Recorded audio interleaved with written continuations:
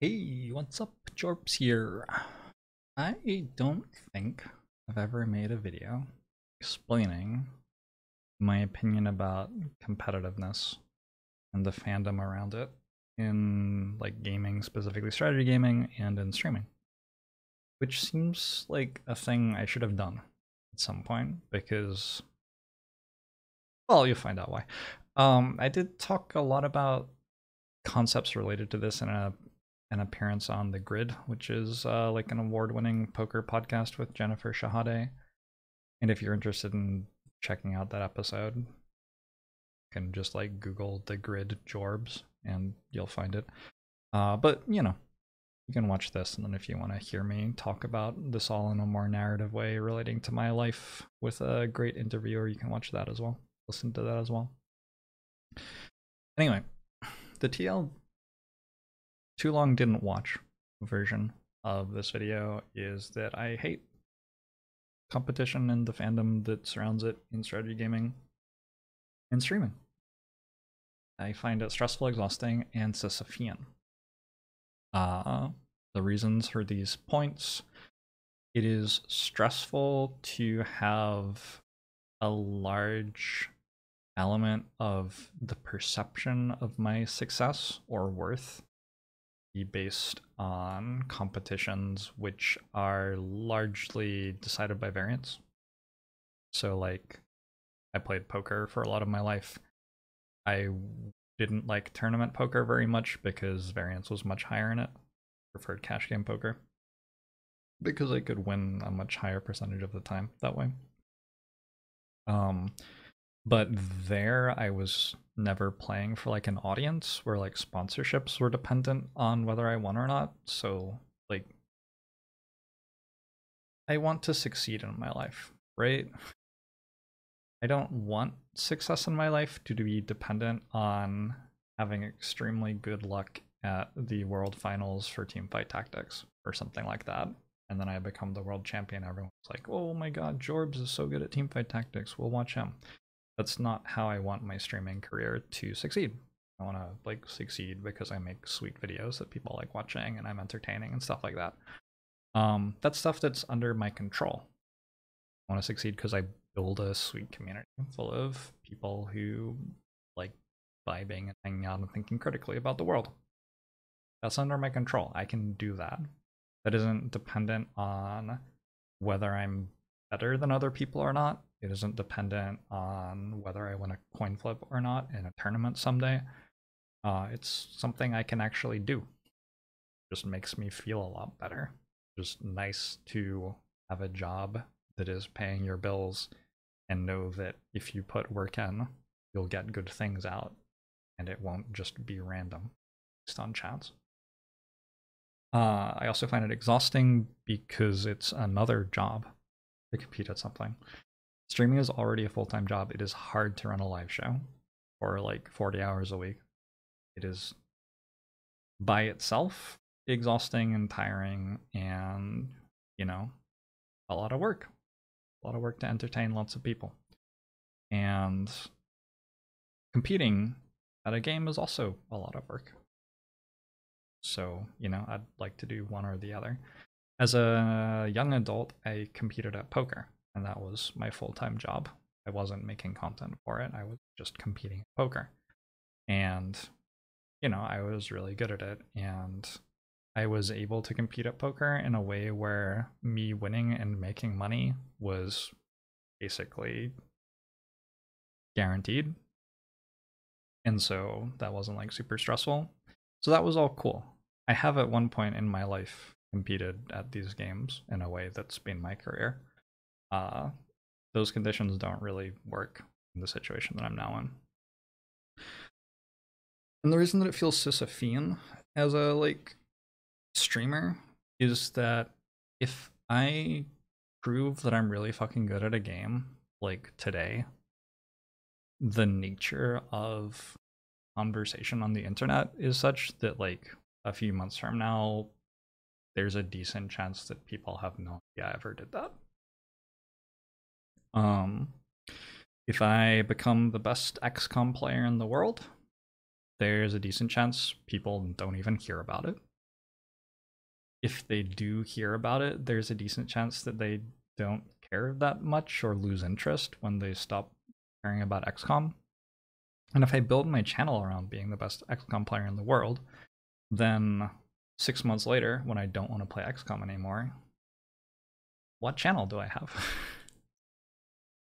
So, like, I go play a different game, but I'm not the best in the world at that. So all the people who are in my channel because they want to see me be the best in the world at the thing I'm doing don't want to watch anymore because I'm not the best in the world. And all the people on my channel who want to watch because they like XCOM don't watch anymore because I'm not playing XCOM. So this is just like a poor way to build a channel. It's just like not a good career choice.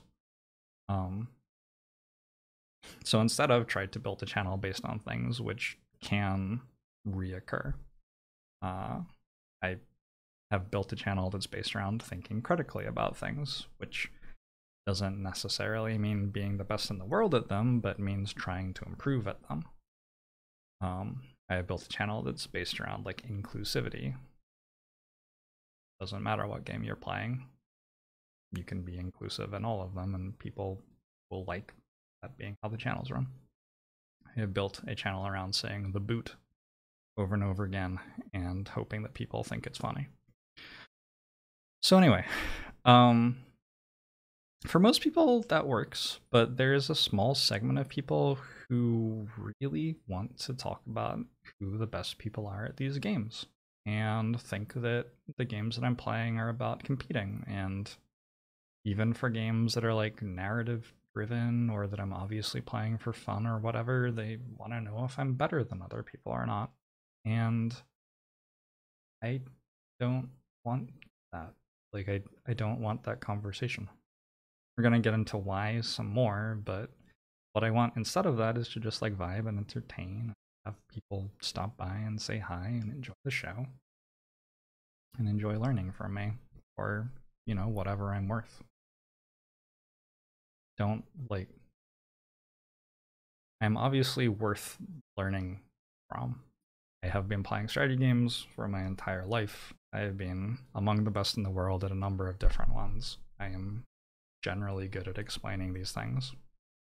People like my voice and my jokes. So, like, I would like it if I didn't have to waste time, like, talking about whether I was better or not than some person who I've never even met and don't know, who plays a game that is the same or maybe similar to the game that I'm playing.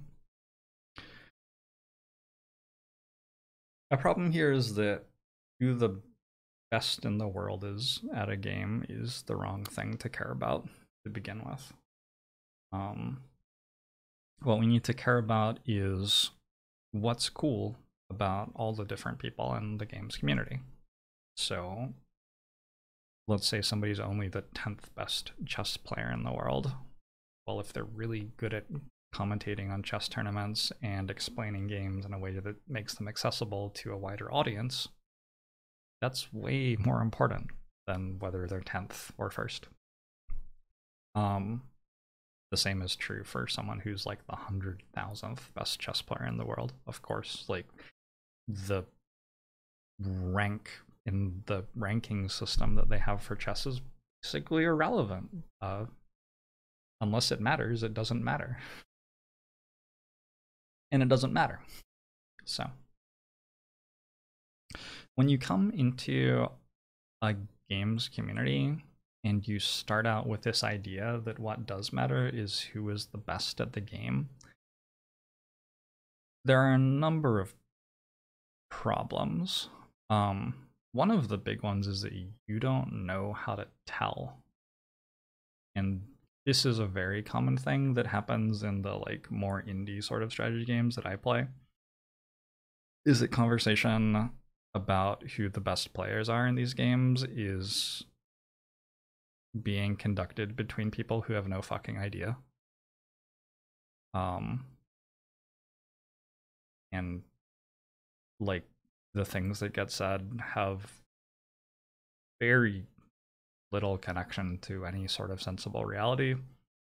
And for whatever reason, people get in their minds that like, because they like picked a metric and then like measured it, often wrong. Often they measure the metric incorrectly, but because they picked like, well, I want to see who has won the most defect runs in the last 3 months or something. I don't fucking know why people pick the metrics that they pick, but anyway, they pick something and then they like fail to actually survey the entire community to find out who the person is who has done that, and then they settle on someone who has, and then they're like, yeah, this player is the best defect player in the world. But like everything about what no. No, like everything about what they just did is wrong. And this is like very common. I have immensely personal experience with this in Slay the Spire in particular, and in other games too, but like in Slay the Spire, people started saying that I was the best Slay the Spire player in the world all the time. The reason they did that was because I made good explanatory videos about Slay the Spire on YouTube. And so tons of people watched my YouTube content, and then they were like, oh, he's the person who explains Slay the Spire the best. He must be the best in the world. And then whenever someone would ask like who to watch on Reddit, people would be like, well, I think Jorbs is the best Slay the Spire player in the world. You should watch him. Which, like, I'm immensely confident that I have never in my life claimed that I am the best Slay the Spire in the world. Except for, like, sarcastically. Like, when I make a very obvious misplay in a fight, I've said stuff like, he's the best in the world. Like, and if people don't get that's a joke, then okay, I mean, you can't win them all, but hopefully almost everybody gets that I'm joking. I'm like satirizing this thing that I'm talking about right now when I do that. I am really good at Slay the Spire, for sure, and I have some very impressive performances in Slay the Spire, depending on which things you care about. But the people who are generally in these conversations saying who the best in the world is do not understand what it's like to be in my head and play Slay the Spire. Nor do they understand what it's like to be ahead of somebody else who's really good at Slay the Spire and play Slay the Spire. I think that among the like 10 to 20 people who are truly world class at Slay the Spire, like most of us have quite significantly different ways of thinking about the game, quite significantly different ways of like experiencing what it is to play a run of Slay the Spire, different ways of presenting runs of Slay the Spire to an audience, and different ways of including the audience in those runs. And it really makes very little sense to try to compare us on like a person to person basis in a constrained metric. Like, what is the point? If you have someone who's like fucking incredible at playing a run for 6 hours, maintaining focus the entire time, and being able to take 15 minutes to go into immense detail discussing an opinion that a viewer has, and that's how they play runs, what is the point of comparing that person to someone who's immensely good at playing 45-minute long runs where they execute a like specific and refined strategy over and over again, and they do very, very well? What is the point? What metric can you sensibly come up with that compares those two people? And what would the point be of trying to say that one was better than the other, when instead you could be like, whoa, both of these people are so fucking awesome. You know? If you actually understood who all these people are and what they're really good at, like, none of these people are really sweet for very different reasons, and should be like worthwhile to appreciate them for the things that they do. And then there are people in the Spire community who don't even try very hard to win at all. Maybe they're new to the game. Maybe they've been playing the game as like a brain off game for a really long time and just like talk over their gameplay and tell funny stories. Those people are really awesome too. So you should work out how to appreciate them too. This is the goal. Like, the goal is to be able to appreciate as much of this community as you can, get as much joy as you can out of it, and direct other people who aren't in it yet to the community to get joy out of the community. And if you're coming to the community and saying, like, well, I want to decide who the best player is based on the rotating world record streak, and therefore I think that it is, and then you like say a player who doesn't even hold the rotating world record streak right now. If you're doing that, why? Why? Don't do that. Anyway, a general thing that improved my life a lot when I was growing out of being a privileged white boy, which I still am, but but I was learning a lot about what that meant for me in the world, I guess. Is I stopped talking so much. I had been spending probably 90% of my energy talking and 10% of my energy listening, and I just flipped those. I tried spending 90% of my energy listening and 10% talking. For me, the catalyst for this was an abusive relationship, which sucked. I do not wish that on anybody at all. But I was in a relationship where my partner's mother had a terminal disease diagnosis, and I decided to stick around and try to like support, and it didn't work, and emotions got really nasty and got taken out on me a lot for a year and a half of my life, maybe 2 years, in my early 20s. And that really fucking sucked for me, right? And the fact that I had that experience, I'm sure, contributes to all sorts of things that I don't like that other people are okay with. But a beautiful thing that that did was it made it very clear to me that I didn't have a fucking clue how to interact with people. Like, I actually got to really fail hard in my life at something one time. And that's a very humbling thing to have happen. And it demonstrates to you that, like, the world isn't guaranteed and that you're not doing the right things, and just generally, you know, humbles you.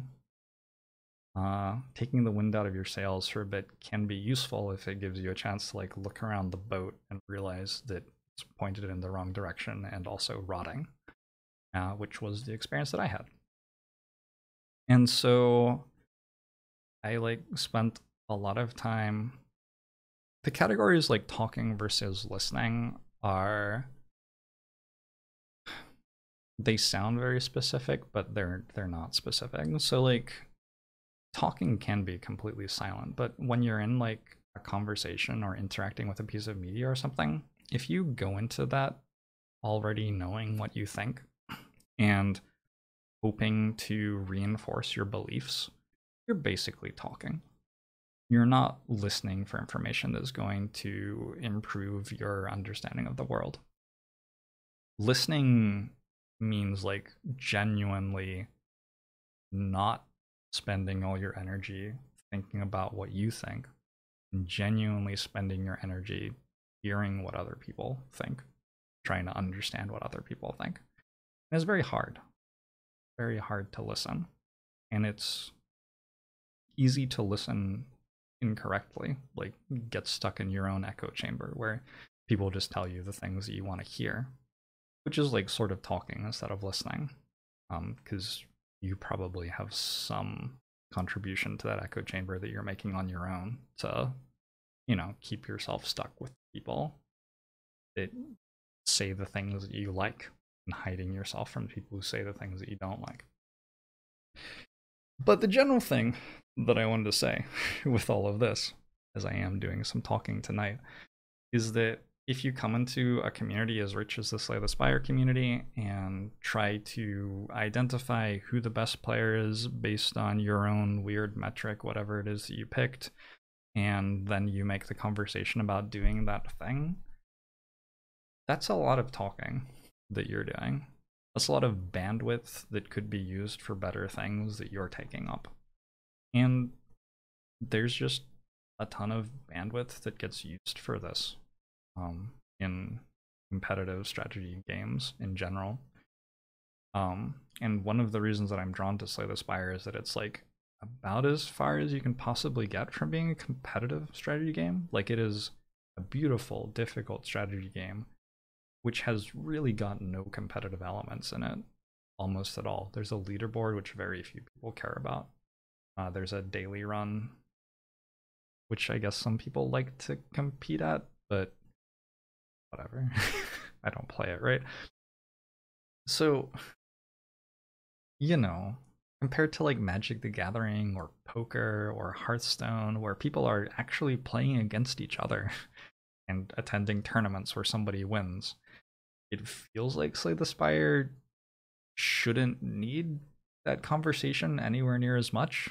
I don't think Magic the Gathering or poker or Hearthstone need the conversation either, for what it's worth. But the fact that that conversation finds Slay the Spire is like just exhausting and like not what I want. I don't know. I guess some people want it, but I think the people who want it like tend to be loud and talking and don't recognize that not everybody else wants it. So, you know, maybe if you're one of those people and you're watching this video, you could like spend a moment reflecting on that idea and start thinking about like, what are the other 2,000 people on my channel getting out of watching my content without needing to ask me whether I'm better at Slay the Spire than other people, because they're all getting something out of it. And maybe you could too.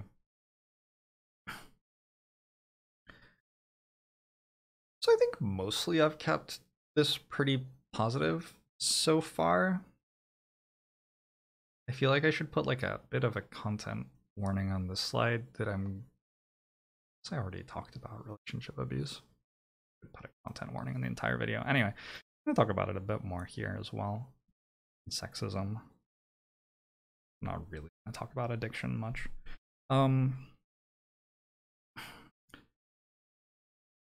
Competitiveness in strategy gaming, maybe in your life it has been a positive thing, but it has not generally been a positive thing for that many people.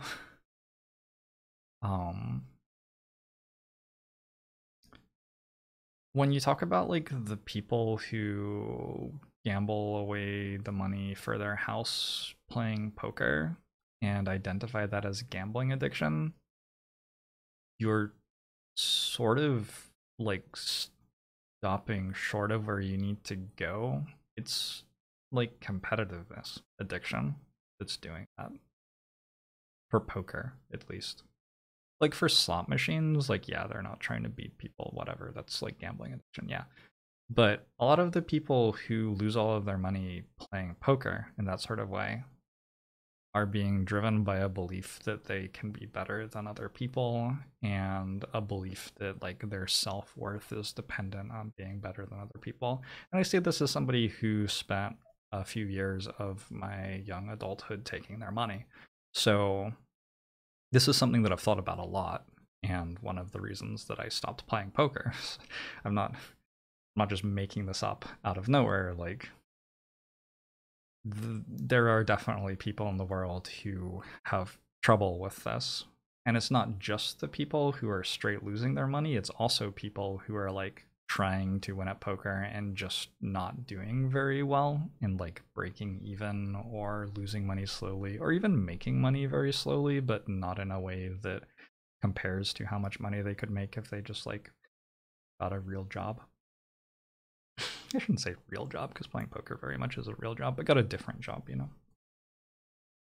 So, yeah, I got sidetracked and talked about addiction a lot there accidentally, but in general, like, the competitive likes in games that I have played in my life, like chess, Magic the Gathering, poker, would be the main competitive games, have not entirely been these things, but there have always been elements of them which have sexism and gatekeeping and manipulation and cheating and addiction and drama. And that's still true in Slay the Spire. It's true in streaming in general. And as an observer of the Slay the Spire community, it might be easy for you to just like not recognize that that's happening. But as a participant in the Slay the Spire community, I don't have that luxury as much, especially as someone with a responsibility toward my audience, in terms of like who I present to them and who I like greenlight, like, yeah, it's okay to go hang out with this person in their channel. I don't feel comfortable generally like recommending people from strategy gaming communities unless I know them very well at this point in my life. Which is a tremendously upsetting and negative and sad thing to say. But it's also not something that just came out of nowhere. I mean,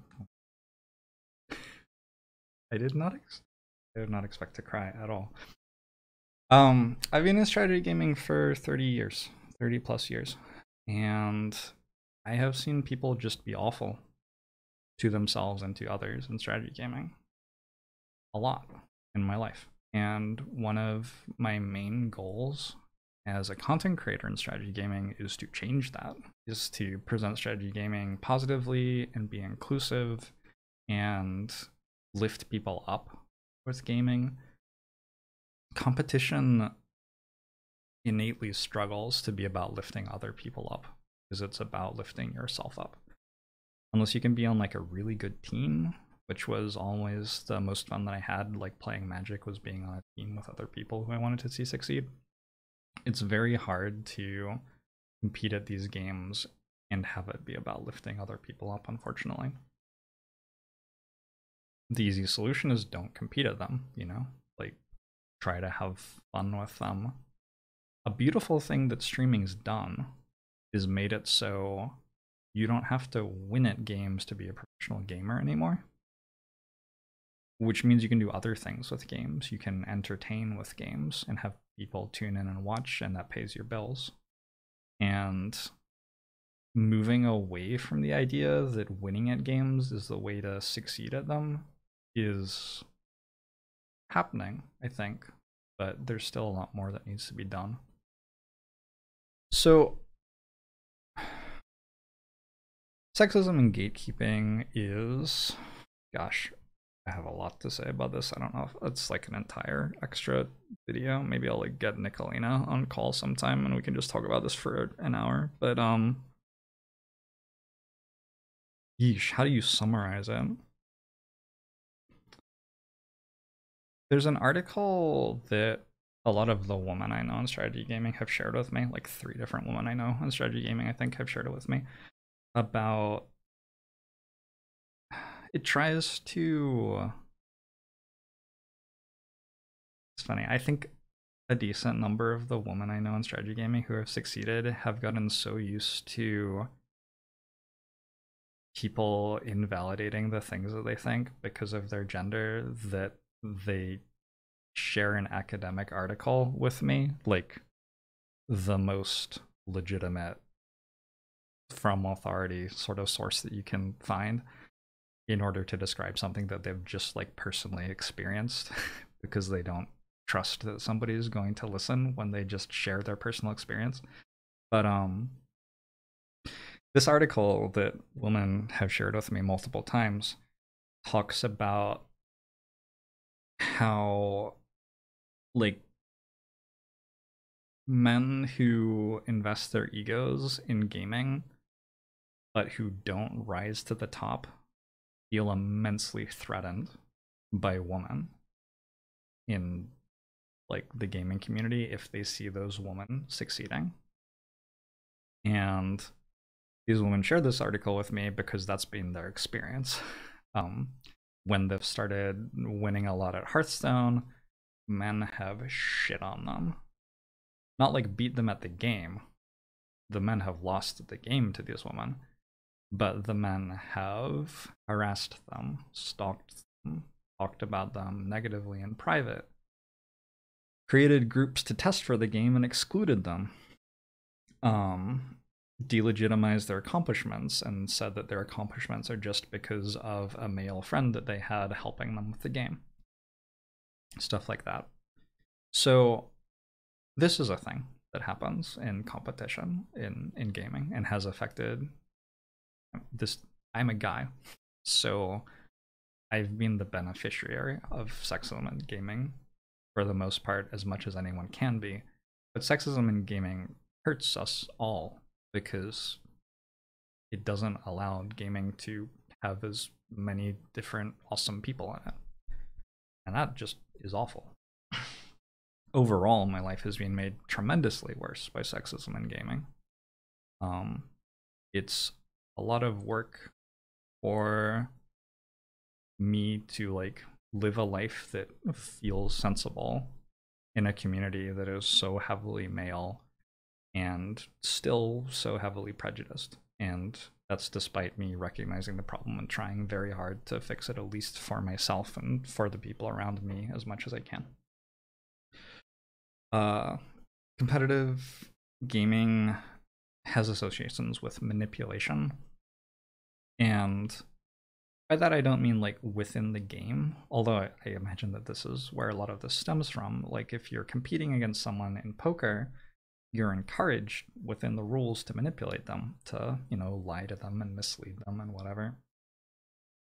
But this quickly exits the spirit of the rules and gets into the margins where it's grainy and you're playing Magic the Gathering against someone and they're trying to make an extra land drop on their turn against you. And they're doing it deliberately and it's against the rules, but they know that the rule enforcement level in the tournament that you're in is not such that it's like problematic for them to do that. They're not gonna get caught in a way that matters. And then it can even leave the game to a point where they're trying to work out which deck you're playing before they play against you, and like joining teams that scout out your stuff and things like this. And then there's like politics games going on and whether you're part of the team or not. And I don't know if this is a great example. I stopped playing paper Magic after I went to a tournament and my top 8 quarterfinals opponent was friends with one of the judges, and that judge happened to be the one who did my deck check. And so my top 8 opponent just looked at my entire deck, because while the judge was doing the deck check, my top 8 opponent just like walked over to him into like the judging area where the players' decks were spread out face up, and yeah, looked at all of my cards, which is obviously cheating. But like there's this like social manipulation going on where he just could get away with it, so he did it. I don't like people who do that. I don't want to be friends with them. So yeah, I don't like people who are sexist and miserable to like the woman I am friends with, and I don't like people who are manipulating like that. There's also cheating that comes up in competitive gaming, and this is, I don't know how much you pay attention to gaming news, but a huge cheating scandal was uncovered in Trackmania in 2021, where it turned out that a ton of the world records for the game had been played offline with the game process slowed down, so the people had, you know, it was only playing at 30% speed or whatever, so they could take the corners much more tightly and stuff like that, because they had more time in between having to input commands, or they were playing in slow mo basically. And yeah, like some of the people who you watch on Twitch and who you think are really good at these games are cheating. Dream was cheating at speedruns recently, still an incredibly popular content creator. I don't fucking want to have anything to do with them because I think that's a really shitty thing to do. I don't think you should cheat at these games. But Dream has, look it up, 4.6 million Twitter followers. So, if you're in the Minecraft community, are you going to be able to get away from Dream? Like, probably not. In the Slay the Spire community, Slay the Spire content creator, back in the like early-ish days of Slay the Spire, when the rotating world record was 8 and held by me, and it didn't feel like anybody was like super close to equaling that. Somebody said, hey, I got an 8 rotating streak, and wrote a Reddit thread all about it. And I was really excited about it. Like, yay, like somebody else is doing really well in this game. I wanted to check out his runs and like see what I could learn from them. It's just like pretty cool. It was a relatively, this was like after Ascension released, but Ascension was a relatively new thing, so the game's difficulty being so high was very new, and I was sure that there were going to be things that he was doing that I hadn't thought of yet, stuff like that, so it just seemed like a fun thing to check out at the time. These days I wouldn't bother. These days I actually like sort of prefer not to know what other people are doing because it's more fun to work it out on my own, but back then, yeah, I was interested. And on the way to an evening event, in the passenger seat of the car, I was just like watching the VODs on my phone, and he was resetting fights when he made mistakes, and there was a run in the middle of the streak where he lost, and he just said it didn't count and just kept going. So that's cheating. I don't want to be associated with somebody who does that, right? There's addiction that happens related to these games, which I've already talked about, which is often not the fault of the person who is addicted to the game, but can be really nasty and problematic, and not something that I want to like greenlight for my viewers. Hey, go check out this person. They are playing this game 24 hours a day and it's really unhealthy. Like, I'm not going to send you to see that thing. And there's drama that goes along with all of this stuff.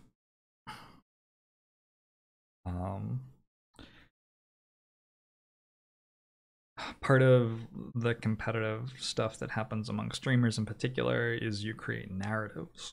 Like, people are trying to make a narrative that they are the best, which can consequently mean creating a narrative that other people who people think are really good are not very good, and which is just a mean thing to do and is drama, basically. So like, I've had people spend 15 minutes telling 1,000 viewers that I'm not very good at Slay the Spire. I've been like just chilling out playing Minecraft in the evening with a few hundred viewers, just having a cozy stream, and had people come in from a different channel, multiple people come in from a different channel, tell me, hey, this guy is talking about you right now and saying really mean things. I didn't want that in my life. I was enjoying Minecraft. So all of this shit is just like pretty nasty pretty regularly. Just like not great. One of the great things about competition is that it can be played in a way which is fair and which is like rewarding for both people. But if a community isn't capable of supporting competition in that way, competition can get really nasty.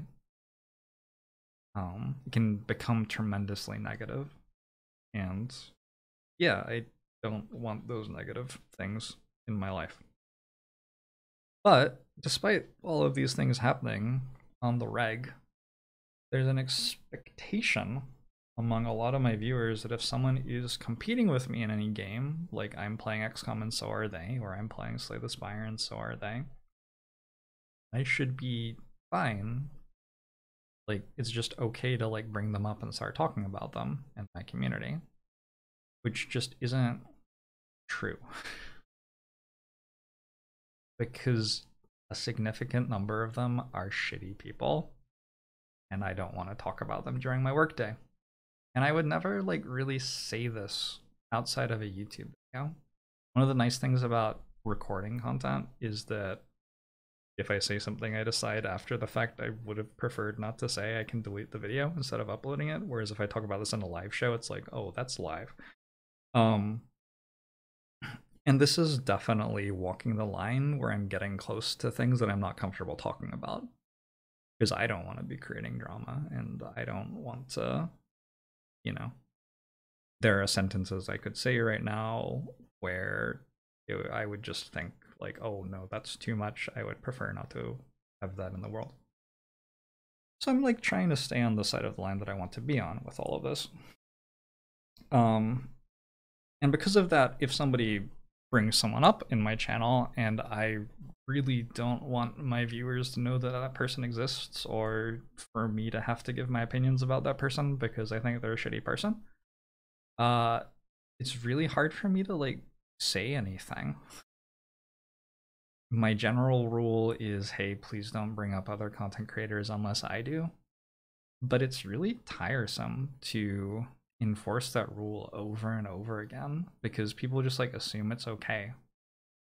And how do you explain exactly why it isn't without it being a huge downer? It's sort of hard. So, the most difficult experience I've had with this has been one of my best friends being in an abusive relationship with another strategy gaming streamer who I shared a decent chunk of my audience with. And this relationship went on for a year, to give you some idea of like the seriousness. This is like one of my best friends. I'm one of very few people who knows that this happened and the name of the person it happened with. And so this is like a very private thing, right? It's like how she wants to deal with it is her choice. It's not my place to do anything about it, really. And she doesn't want to make a big deal about it and write a twit longer about the guy or anything like that. And tremendous amount of relationship abuse and sexism in this space is like that. A large number of women in the world in general and in strategy gaming spaces are not in positions of power where it is easy for them to be like, hey, this guy was tremendously shitty to me. Here's all the things that he did, and have people like believe them, or do anything about it. Like even the people who have generally been believed, like the guy has just gotten off scot-free. So like I woke up one morning and I found out that there were 3 credible accusations of sexual assault against a strategy gamer who I hosted sometimes, for example. And in this case with my friend, like a strategy gamer who I knew and who people commonly brought up in the channel, had been abusing her for a year. And like this person was still getting brought up in my channel. And I don't want that. I don't like that.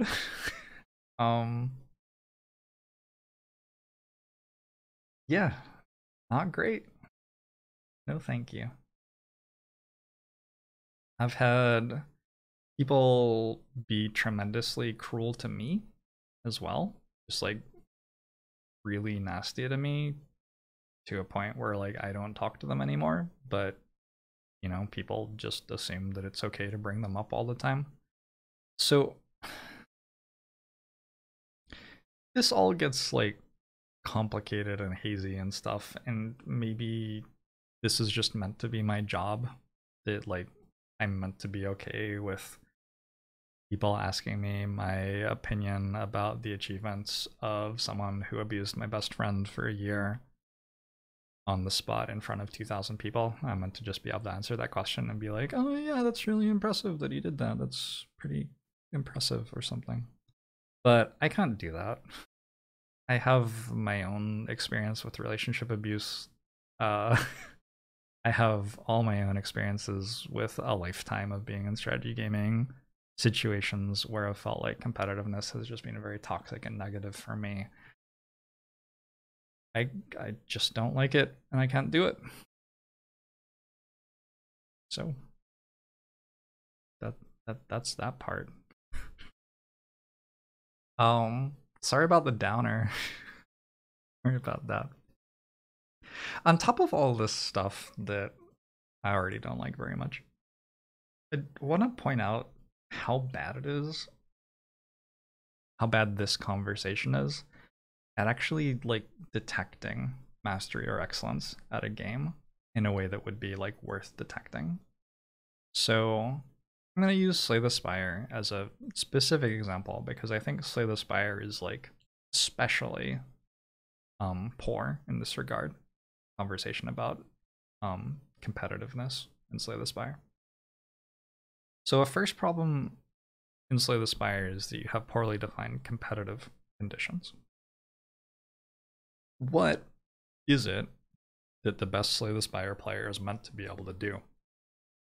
Are they meant to be able to speedrun the game fastest, or have the highest win rate on one character at a time, or have the highest win rate on all 4 characters at a time? Or are they meant to have the longest win streak on individual characters, or the longest rotating win streak? If they are meant to have the highest win rate, is it meant to be over a certain sample size? Is it meant to be played within a certain time period? Is it meant to be on a particular patch? A lot of the people who I consider to be the best Slay the Spire players in the world haven't played very much Slay the Spire on 2.2. And because of, well, Sophian, because 2.2 made the game easier and because they haven't played much since, like, people just don't even consider that they're really fucking good at the game. Anyway, like, what exactly are the people who are the best at Slay the Spire meant to be able to do better than other people? Because there's no actual defined competitive conditions for this game, right? So there's a starting problem. I was asked, I'm actually somewhat regularly asked if I would ever consider doing a set of 50 games on a like character to like show what win rate I could achieve on that character. And the reason I'm asked that is because some other people in the Slay the Spire community do that thing. Because they like decided that that was what they wanted to do or whatever. That's not what I want to do. And it's like sort of bizarre to like want people to do something else, to like why? Why do you want that? Have I not like shown that I'm good at Slay the Spire yet? I have like played more than 15 world records, I'm pretty sure. I've generally been one of the best players on every patch of this game since before 1.0. What do you why would you like me to play Slay the Spire sitting upside down? Like, what are you going to ask me to do next? So this is a problem. Another problem is that within these poorly defined competitive conditions, you have immensely high variance. So I just mentioned that I have lots of world record streaks. Some of that's because I got lucky a few times, for sure. Like, I don't think anybody's ever played a world record streak in Slay the Spire without getting lucky. If you're looking at the best 50 runs ever played on a character by somebody, you're way more likely to find the person who got luckiest than you are to find the person who was the best. Just because, like, people are generally within a fairly close range of each other in terms of skill. Keep in mind that, like, this is all being broadcast live.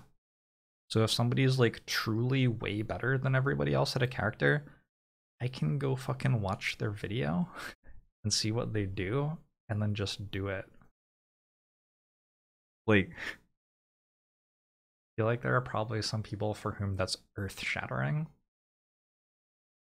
I spent like 2 years or something having people be like, why don't you boss relic swap on Watcher? It's been proven to be best by certain player in certain time period doing this certain thing. Then like a month ago, somebody won 38 runs in a row on Watcher and basically never boss swapped. And now people ask me, why aren't you going for infinite on Watcher more? Isn't that the best way to play? Like, neither of those people had solved Watcher. I'm very good at the game, capable of critical thought, and can also watch their runs. I'm doing the thing that I think is best. So, anyway, the point is, like, generally, when you're trying to do this and you don't actually understand the game that well, what you successfully do is find the people who have been luckiest over the sample size that you care about. And you don't really find the people who are best, whatever that would even mean, and you don't really engage much at all with the idea of being good at Slay the Spire. Because you're looking at these results, but you're not really getting into, like, what are the different thought processes on how to play Watcher, and why would one be better than another, and why would one decision be better than another decision in this situation, and that situation, and that situation. So on and so forth. So, that's another huge problem with this. There's also cheating. Like, people just straight up cheat in competitive games. I think I mentioned somebody who ran an 8 in a row streak and claimed it was a world record, and then it turned out that they had been resetting fights and lost a run in the middle and said it didn't count. That's just flagrant cheating. But if you come into my channel and you think that that actually happened, and then you like start making noise about it, like it's my job to be the police. I don't want to fucking be the police. Generally and specifically, I have no desire to be the police. It's not my job. I don't want to do that. Why? Within this cheating category, there's like very clear, tremendously obvious cheating, like what I just described. And then there's also stuff where like some people would say this is cheating, other people would say this isn't cheating. So, for example, if somebody tells me a line in a run of Slay the Spire, or like points out a relic that I didn't realize I had, or something like that, I consider that to delegitimize my win. And I'm not competing against anybody, really. Like, I'm really largely, I like care like 2% or something. I don't even know what that means, but like, I think it's cool that I've played world records in Slay the Spire, for sure. But I think it's way cooler that I am continuously getting better and more successful at Slay the Spire, regardless of whether it's a world record or not. Like, I extended my Ironclad PB and my Watcher PB somewhat recently, and I think those are both really cool.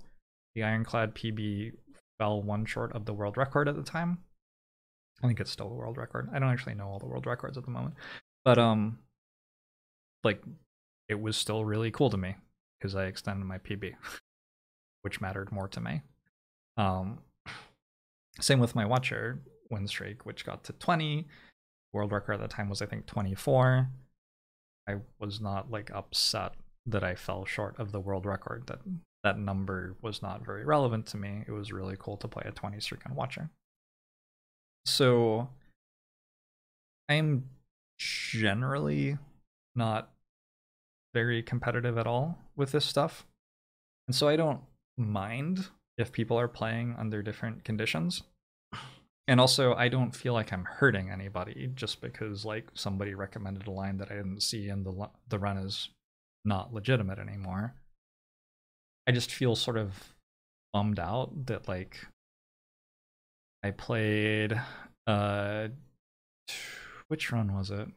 See, I forget at this point. I think it was like an Ironclad run where I think it was a silent run a silent run where I was in Act 4 and I was like on an 8-0 win streak trying to extend a personal best, and somebody pointed out that I had medkit and spinning top on turn 2 of the Act 4 elite fight, and I could draw an extra card that way and maybe draw multiple extra cards because I could have extra energy floating. And I hadn't seen that line yet, and it's been like 2 years or something, and it still bugs me that somebody pointed that out to me. Like, I don't like that. If I was going to achieve that thing, I want to be the one who did it. I wasn't looking for it to be a group project personally. That's personally how I am, right? Other people, like, part of their content is talking through lines with their audience and stuff like that. And that's cool. That's like good for them. That's how my content was like 3 years ago, but then the YouTube algorithm started pushing people to my channel so much that I couldn't hear myself think if I was doing that. There were just a billion people, largely people who were new to Slay the Spire, largely people who were new to my channel, telling me what they thought I should do. And I couldn't do it anymore. So I don't do that anymore, but other people do, and that's like their thing, and that's completely fine by me. But it feels gross if somebody like has a really sweet achievement in Slay the Spire, and what I want to do is celebrate that that happened, but then the way it gets framed is like, yeah, this person beat you and is better than you. And that's such a shitty way to frame it. And it's also like unfair if the way the person beat me was like a ton of people helping point out lines and shit during their run. Because I wouldn't let people do that.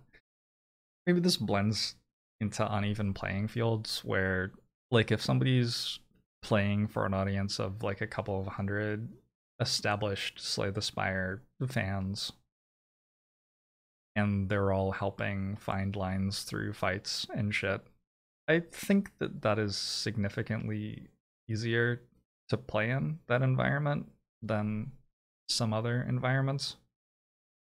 And that also blends further into unfair and uneven coverage, where whether you think somebody's better than other people at Slay the Spire is largely dependent on the narrative that is sold to you and what news you get, rather than who actually is. Last year I held 4 out of 5 world records, 4 streaks in Slay the Spire at the same time. And I had a bunch of people coming to me asking me if I thought that this other player was the best in the world now because they had 1 world record for the first time ever.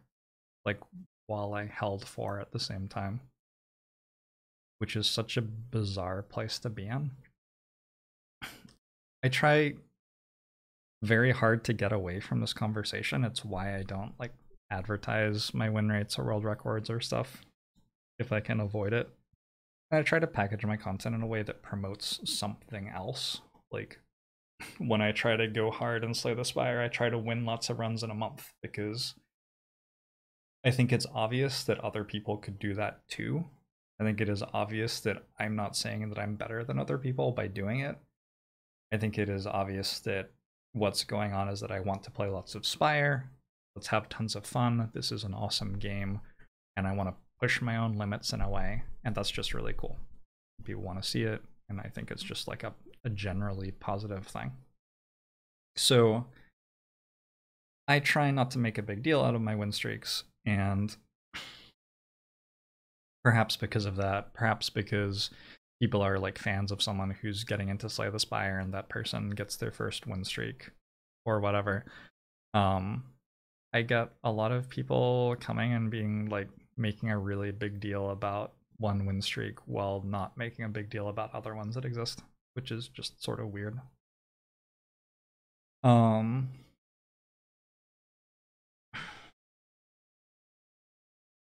Yeah. Yeah, I don't know. There's generally not a concerted effort to fairly talk about all of the achievements that are made competitively in Slay the Spire in the same place anywhere, which means that what we get instead is people talking about the ones that they think are important, which are perhaps important to them because they are their own or because they are ones made by their friends or something. I don't know. I don't pretend to have a solution to this. I don't think it's a problem that should be solved because I don't think that it's a thing that needs to be getting talked about much at all to begin with. So, a thing that I generally do want to take away from this slide, though, is that underperforming at detecting mastery in this way does actually matter quite a lot. There are a ton of people who are really good at the game who are not getting the recognition that they deserve. There are a ton of people that you can learn from, that you can get better at the game by hearing the thoughts of that you have never heard of. If people try to get into the game and start to have success, there's like an established group who people talk about, and it's really hard to break into that group and get talked about yourself. So, all of this sort of sucks. I don't think it's great. Yeah. I personally have a huge audience of Slay the Spire viewers, right? I think it would be a tremendous amount of work for me to like try to get appropriate levels of recognition from someone who was interested in Slay the Spire in a competitive way and was a fan of somebody else who had like played 2 or 3 world record streaks or something like that. Like I think this from experience. There was a time in my Slay the Spire streamer career when people would come into the channel and be like, hey, do you think that this player is better than you?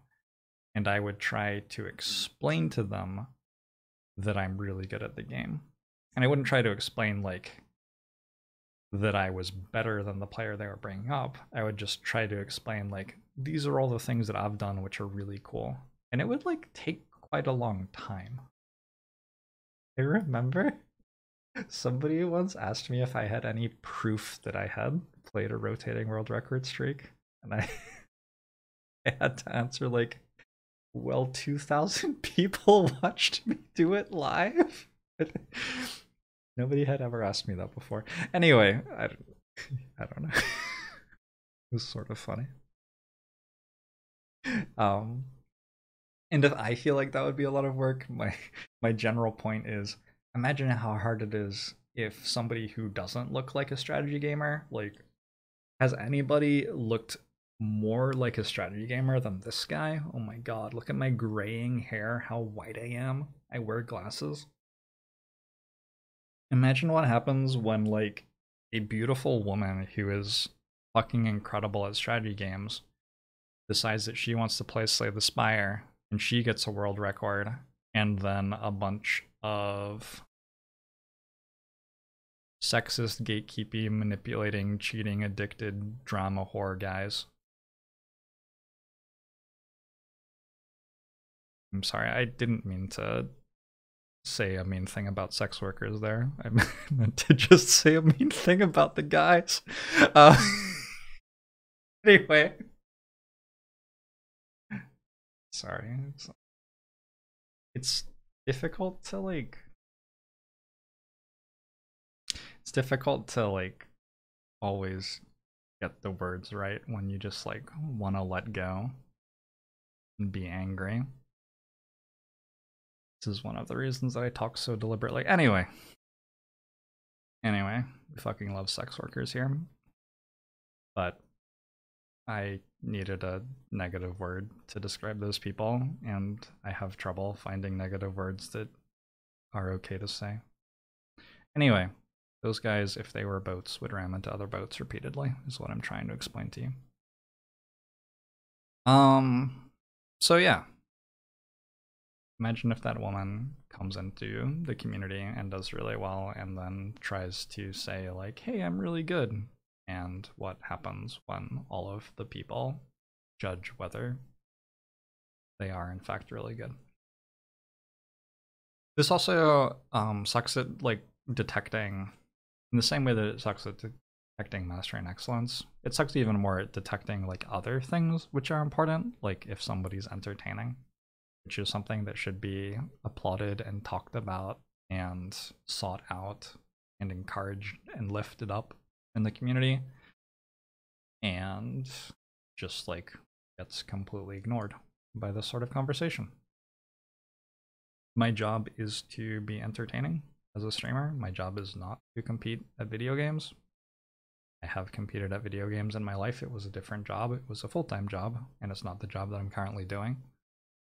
So, you know, it makes me happy when people are acknowledging the things that I do, and yeah, appreciate it when people do that. It's exhausting when people try to look for things that are not what I'm trying to do, and which I don't think are even good things. So, yeah. In the same way that I'm a streamer and my job is to entertain people, you're a human, and your job is also not to, like, find the best Slay the Spire player based on your own criteria. Like, your job is to, like, have fun and chill out and life and enrich yourself in different ways. And I'm not going to tell you what you have to do. You can work that out, but I can almost guarantee that it's not to decide who the best Slay the Spire player is. You're not an authority on that. You have no idea. And the way you are doing it, if you frame it that way, is sort of like exclusionary and pulling people down and gross. So just don't. Just do something else. Yep. Anyway, food for thought. I think there are a lot of other places in the world where you can think about stuff like this.